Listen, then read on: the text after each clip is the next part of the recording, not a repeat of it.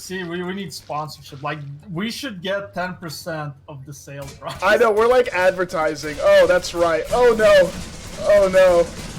Did you follow? Oh my god, no, don't go to the elevator of doom.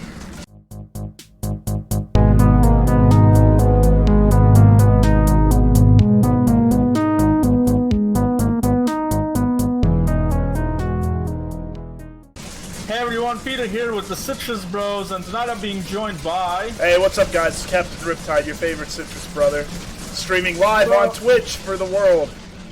Yeah, we're doing that, and we're also going to be recording for YouTube, so we're picking up where we left off. This is basically our prison after Prison Architect, you know?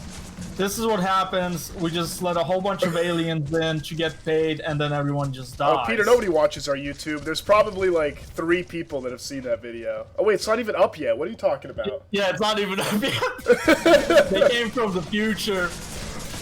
So you guys might be wondering what I'm drinking, and it's actually not water or tea. I bought some beers. I invested money for our viewers, and I got Alexander Keith's Indian Pale Ale. So you can say that the Pale Ale is the pumpkin spice lattes of beers. And it's actually pretty good. Why are you hating? Well, everybody pretends to like IPA. Nobody actually likes IPA. No, like is that what IPA? Oh, that's what IPA stands for. What do you mean? Bro, I didn't know IPA was Indian Pale Ale. I thought that was just like some hipster thing. Oh, so well, you know, we're doing an informative, scientific podcast. So, for our audience, India Pale Ale stands for, the reason it was invented is back in the days of colonial England. The Brits were conquering the world, as you all know, but they needed their beer. They couldn't just conquer the world without beer. So they had to export it all the way from England to India. But to get it to make it all the way to India, they had to make it very hoppy so it survived the ride. And then one day, a ship carrying a bunch of beer crashed, and all of its cargo washed up on the shore of England. Some people tried it because in English law, if you find salvage, it is yours. It's first come, first serve. And the Brits actually really liked the beer, thus it became the India Pale Ale. Yeah, you lost me after I stopped talking. Oof. So we changed the map, and now we're in an office. Oh yeah, we're in a serious office, because now it's time to talk about serious topics. Right off the bat, about the protests, we kind of didn't want to talk about it, because, you know, it's too political.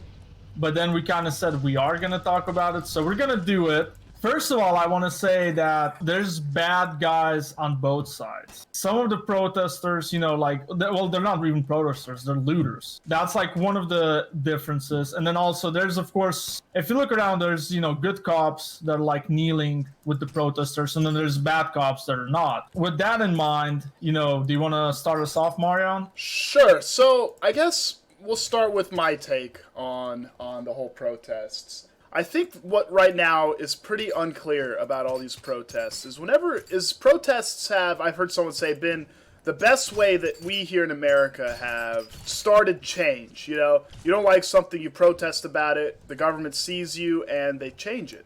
But the problem is, what are the demands of these protests? You know, what do they want? What are they trying to accomplish? And I think what most people say is, well, we want equality. And then what I'll say to that is, well, how? Because when you start protesting something, you have to have a demand. You have to have a reason that you're doing it. And the problem right now is everyone's protesting. The government's like, cool, we see that you're protesting, but what do you want? And me and you kind of talked about this, because the thing is, in Hong Kong, I don't know how long it took them, but they came up with the list real quick. You know, they're like, here's like our 8 demands that we have. And, you know, like, we don't want to do this, we don't want to do that, and blah, blah, blah. So they had a list of demands real quick. Because, you know, like, you definitely do need something. You can't just be like, okay, we want change and we want it to be better. Like, no. I mean, clearly, you know, everyone knows what the problem is. Police are, you know, getting out of hand. And we've actually talked about it in, like, almost every episode we've done. But the thing is like, I've actually read on Reddit, someone had a semi-good idea, is you need a state-level department that oversees the police, and they're not connected to any other justice system. So they're a completely separate department. I mean, that's one possibility, but definitely, I agree with you on that. There definitely does need to be like a clear list of demands. Like what exactly they want to accomplish. Because we know generally what they want to accomplish, but we need to know specifically. Because that's what that's the change you're trying to push with. Oh, did you notice Reddit went dark for some reason? I think they're doing it for the Black Lives Matter. Oh, like I hate it when businesses try to be all... Yeah, because we all know. Okay, so one thing I want to put down is businesses do not give a shit. Sony's pretending to give a shit. They don't. Like, the business could care less. They're just doing what's profitable for them. Like, they're gonna be like, oh yeah, like, taking this to Pride Month, because it's Pride Month right now.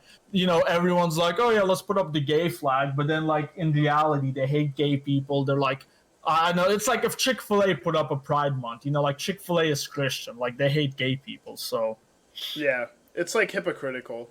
There's a video, it's basically like a short video. She is pretending like that she's putting up was that barricades or so, like, she's boarding up a window as if she's helping the community, and then she just gets back in the Mercedes and drives away because someone was recording her getting the recording. It's like a 10-second clip.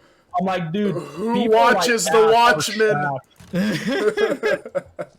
Clout chasing is what leads to some of these, honestly, like some people delegitimizing, is that how you say that word? Delegitimizing the protests. Yeah, but it's like going back to the protesting, is it's being hijacked by these social media people and people who are just, I don't know, bored probably.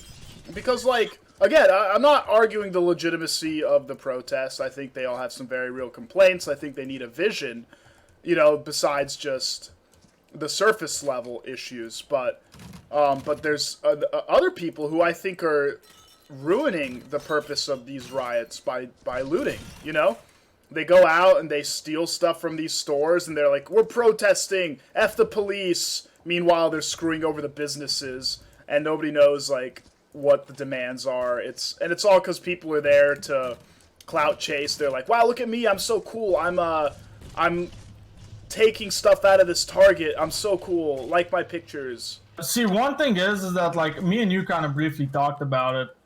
The problem is, as soon as, like, they need a leader, they need, like, one figure, But the problem is, as soon as someone's like, hey, I'm the leader, Trump is gonna be like, that's a terrorist organization, and then they're gonna, go missing within, like, a week or two. And it's gonna be ruled as a, suicide with 2 bullet holes in the back of the head. So it kind of really can't escalate beyond what it is without, like, a full-scale war, which is...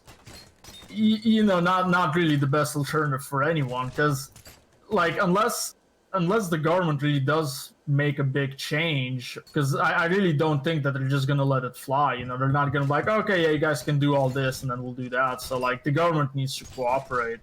Hopefully some real change will be drawn from this, because, I've been on 4chan too long. 4chan has taught me to hate the police, too, but it's not the police personally that I hate. For me, it's the laws and how they just have complete power over you. And we're seeing this. There was some writer who quoted this, but, like, once you lock away all the criminals, the government needs to invent criminals. And that's where speeding tickets and making pot illegal comes from. And, like, once you can't put people in prison anymore, like, what's the purpose of the government? So then they have to create a purpose for themselves. See, the problem is it's kind of like it's all too monetized. That's the problem. We have private prisons that need to be like 95% full, which is us in Prison Architect, or the government gets fined. Mm-hmm. Then we have, cops have quotas. It's not like, hey, how much safer is your area? It's, hey, how many people have you put away? Mm-hmm. So, and then rich people, of course, they're just like, here, fuck off, here's some lawyers. Because a rich person can take on a whole district because they have much better lawyers and they can destroy them. So the problem is like, I know in, like, Sweden or Norway, they have, like, a good law where it's, the speeding ticket is based off your salary, which makes sense because $50 to like a normal person, or was it like $200-300 for a speeding ticket? To a normal person is a lot of money. To a rich person, they're like, bro, that's nothing. Like they can be driving 500 miles an hour. They're gonna be like, okay, here's like $500, fuck off. So that's another thing. They need to change. Though it's not just like one thing. They need to change everything. See, Peter, I hate that. To me, if a speeding ticket's too expensive for a poor person, then it's too expensive. I don't think you should have tiered lists of ticket pricing based on you. No, I think they should make it based off income, because like it should affect everyone. If you're breaking the law, it should affect everyone as equally. It shouldn't affect you differently just because you're rich or the thing is, you can never make it affect a rich person the same way it affects a poor person, because you have to think about, okay, you're poor, you're making $30K a year, well, you're paying $1,000 a month on rent. Like, for a ticket, like, no matter what you make that ticket cost, it's going to hurt that poor person. It's going to be a chunk of free money that they had that now they can't spend because it went to this ticket. You know what I mean? Like, you can't make. I mean, yeah, you're not gonna get perfect equality, but you can. Because the other thing is like you can't just let the rich person just do whatever the fuck they want just because they have money. Well, they're going to anyways. What is all I'm saying is that you're just gonna fuck the middle and lower classes like the government always does. Well, but the other thing is that even if you're not hurting them, you're still getting more money out of them. Which means that's less money you have to get out of that guy that was like smoking a gram of pot. Because it's like the thing is, in my opinion, speeding tickets fall under the laws that are bullshit that are inventing criminals. Again, like I don't think police should be looking for people to commit crimes to make money. That's not the point of the police. Well, that's true. See, I agree with you. That shouldn't be their job. But I also think that, like, it will help out, or at least, like, even out the scales. Even if it's in the slightest bit, it's I don't know. I hate equity. I hate that some people get punished harder than others. And I understand that if you keep it the same, then someone's getting punished harder than someone else. But to me, it's just against what America stands. Like, just even income tax. The fact that people get paid more, get taxed more. It's like... I don't know. It's inequality. I mean, if you look at let's say you're poor and you're paying what, like the lowest bracket is 25%. Yeah. You're gonna have no money to spend at the end of the day because you're like you said, rent is $1,000, blah blah blah. At the end of the day, you have like $100 and that's it. And if you're rich, even if income like instead of 20%, even if you're paying like 35%. You're still gonna have a lot more disposable income just because you're making like 3 times as much, but everything else doesn't scale. In my opinion, it should be 1%. It should be one flat percentage because, I mean, I'm just against inequality. Well, you're against taxes, yeah.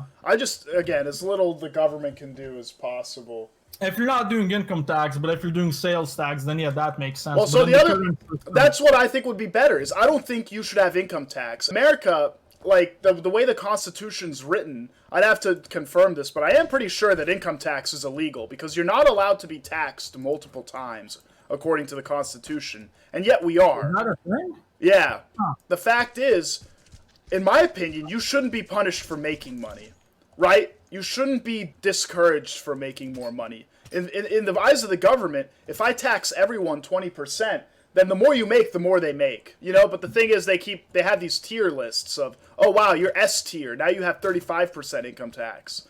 But what they should do, in my opinion, is only tax spending. I don't believe you should be taxed for what you make, because then you're taxing people unequally and more than others. But I think if you just get all of your income based on sales tax, then you're taxing people exactly based off of what they spend. And then that, I think, lends itself to being more equal, because people who make more will spend more.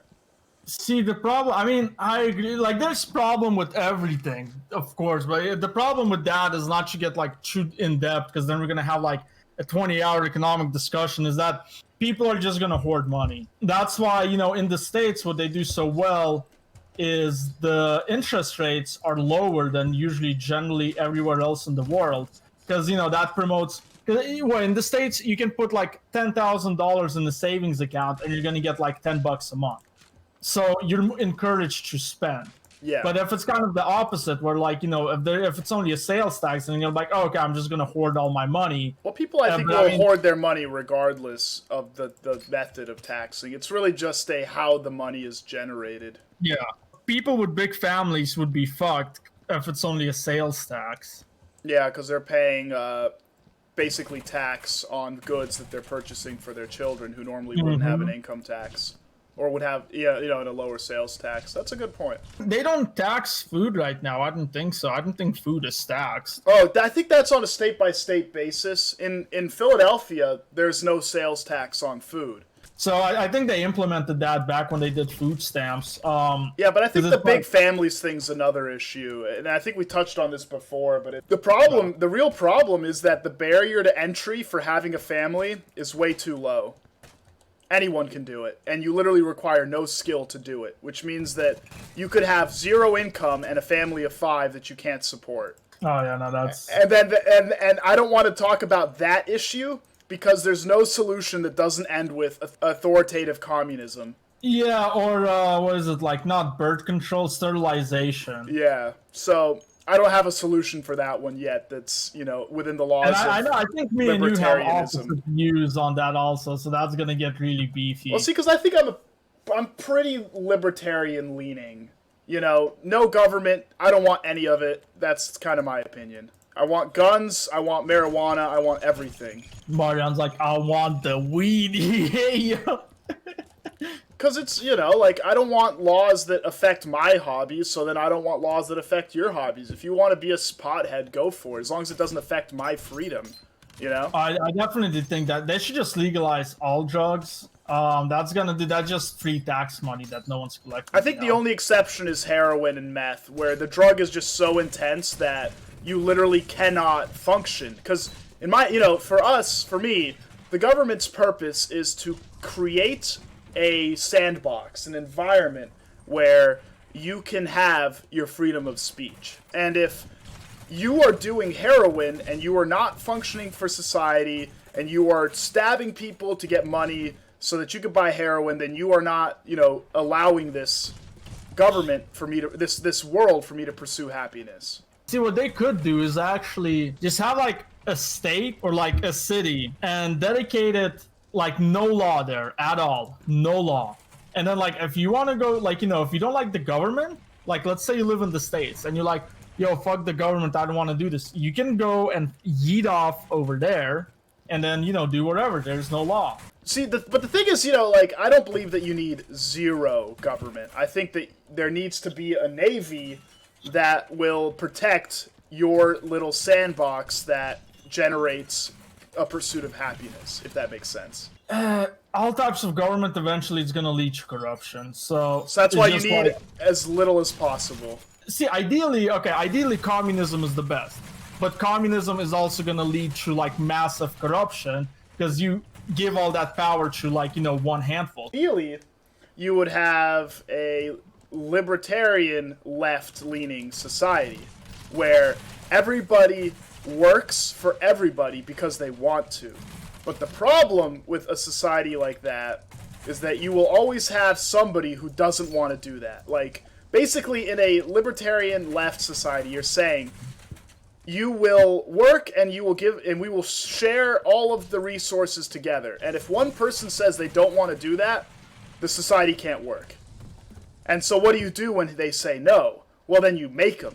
And once you make them... Oh, that's when you have that little thing. You have a little city where you're like, okay, you can yeet off over there and do your own thing, but there's, like, no government. Well, no Peter, would you live in a police. society where you study really hard, you get an A on your assignment, but then it gets averaged out so that everybody gets a C? You'd leave. And then that society will fail. Is that how it works? That's how it works. Because, like, why would you be, why would you be a doctor? Or a nurse? You work 12 to 16 hours a day, crazy hours. Why would you do that if somebody else isn't working a job and then, they benefit off of what you're doing, but then they don't contribute to society? Why would you stay there?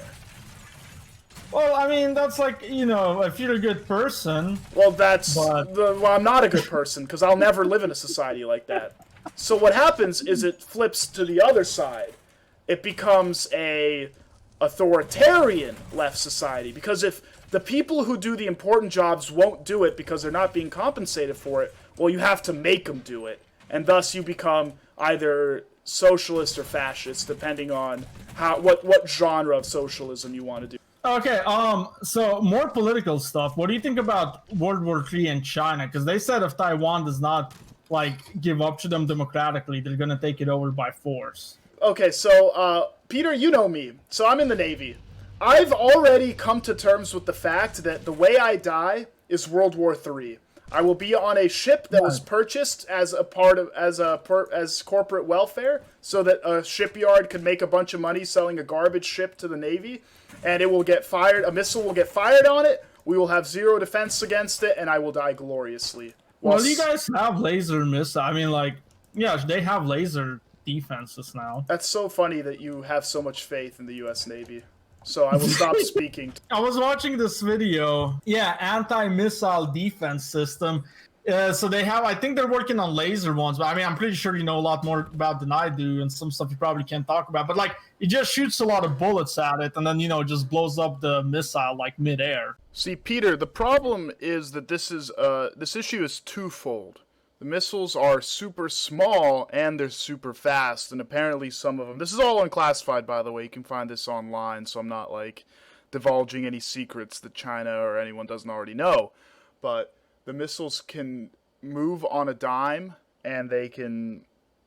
and they have a very small profile, which makes them basically impossible to detect and track. So this hypersonic missile, it's going Mach 5... cannot be detected, so the missile defense is useless, then destroys the missile defense, rendering the ship either blind or neutered, and then they can use normal missiles to finish it off. And once you destroy, any sort of detection, the whole U.S. Navy works around the defense of the aircraft carrier. So if a ship can't track missiles, it can't defend that aircraft carrier, so the whole fleet is now completely rendered useless. That sounds like a big sad dude. Look, I'm going to be on a ship. They're going to fire a missile. It's going to catch the ship on fire because the ship is made of aluminum instead of steel, and I'm going to burn to death while humming Country Roads Take Me Home in my head. Going back to the protests, which was the whole topic of this podcast. So, you know how some people are looting businesses? Well, so I live in Philadelphia, the city of brotherly love. And they actually exhibited brotherly love. These people were about to loot this Target, and all of the workers and people who shop there blocked them from entering, saying, this is where we shop, this is where we work, please don't loot this place. Oh yeah, he told me about that. Which I thought was interesting. I'm like, wow, it really is the city of brotherly love. I forgot what city, but one of the mayors. So the protesters were trying to take down the... Oh, actually, that's a topic too. We can talk about it in a second. But anyways... The protesters were trying to take down the Confederate statue, right? And then the mayor's like, yo, don't take it down. If you guys just kind of leave, we'll have it down within the 24 hours. And then the mayor actually took it down within the 24 hours. So I'm like, see, they, cops and all that, they need to, make more sense like this guy. It's like, when people are protesting police brutality, you don't just go out shooting people. You gotta, be like, okay, yeah, we agree that there's been bad shit, but... Well, so what Ivana's been telling me is in Denver... the protests went violent for a little bit, and then the cops just decided to stop shooting and pepper spraying the protesters, and nothing bad was happening anymore. Well, yeah, because a lot of the cases, they are the ones that are, initiating. If you look at that, there's, videos, and I'm not talking about, a dozen, probably hundreds of videos. One of them is in Denver, actually. There was a guy, and, he got out of the car, right? Mm-hmm. And he's like, hey, don't shoot. There's a pregnant woman in here. Mm-hmm. And in, 20 seconds, I don't know, maybe, 10, 20 seconds, he's saying, don't shoot, don't shoot. I don't know if they're, saying, get out or something like that. He's like, no, fuck you guys, stop shooting. 20 seconds after he says the initial don't shoot, they just light up the car with pepper bullets. Dude, that's just wrong. It doesn't matter how pissed off the guy is if he's blocking, the road. Dude, you don't shoot, come on, especially right now, you don't shoot pepper bullets at someone, like when there's a pregnant woman inside, you know. Yeah, well, And this that's goes just one back of to the the instances. absolute power that the police kind of have. Yeah, there's like another one. This one's kind of a little bit more, well, not funny, but like memey in a way, I guess. You know, there were cops that were like running over protesters with the horse. So then what the protesters did was they started bringing in their own horses. So there's like a little cavalry of like, I don't know, 10, 20 people riding around on horses protesting.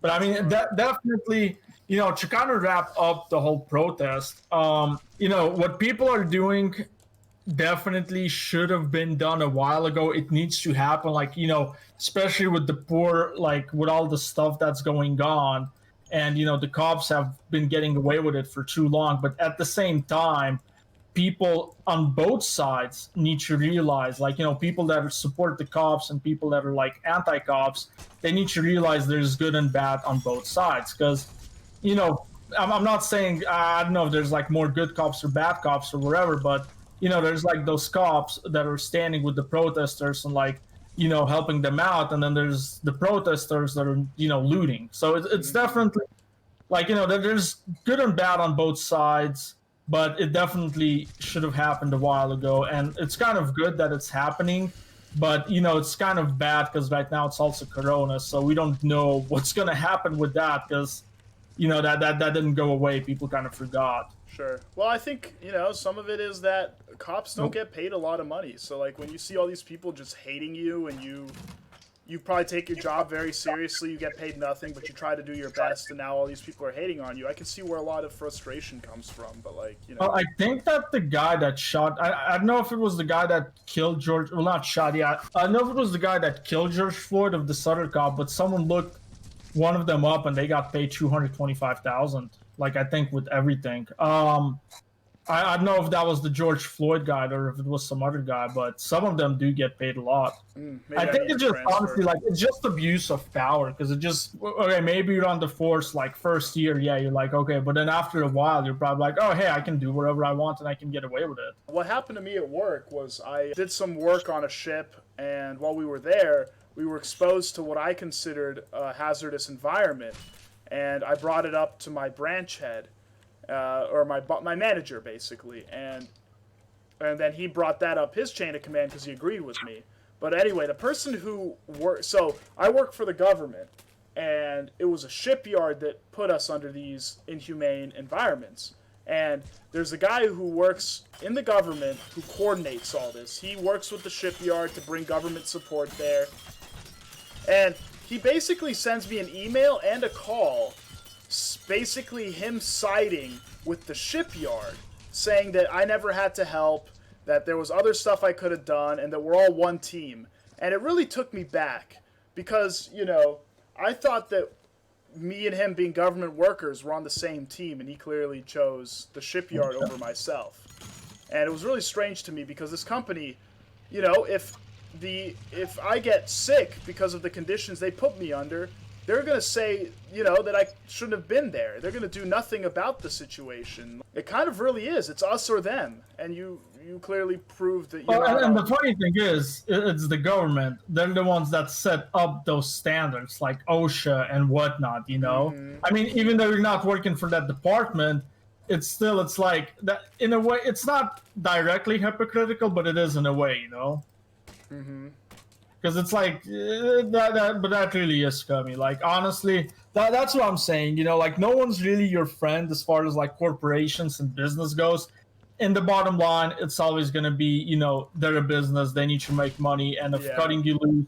And if if exposing you to a potentially cancer-causing chemical gets them slightly more profits, then they'll do it. Oh, so here's the topic we did want to talk about. So, people being phonies, I guess.